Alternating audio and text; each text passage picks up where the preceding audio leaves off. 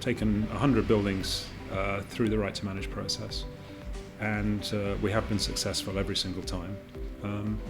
We've had a few that have been disputed and where we've had to go to the tribunal to argue our case, to point where the freeholder, for instance, has claimed that the building isn't eligible, and we believe it is, or said that they're not sure about some of the names on the documents we put forward. But so far we've been able to point out to the tribunal that we're correct, and we've got a 100% record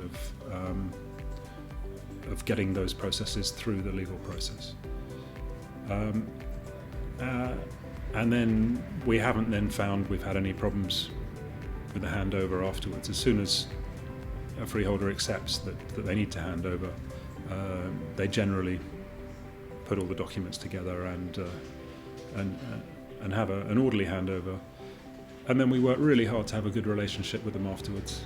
There are going to be some things that we're going to need to do together when people want to sell their properties. There are documents that still sometimes need the freeholder's consent, or when people want to make alterations to their flats, the freeholders are still involved. So we work really hard to make sure we have a good relationship.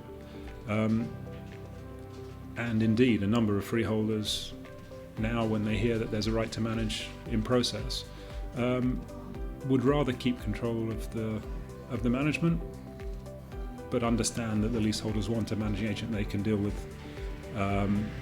who's going to take their concerns into account. And so sometimes the freeholders say, well, maybe don't do a right to manage process, but we'll look at changing the agent. And that often achieves most of the leaseholders' goals, while also keeping the freeholder involved in the management.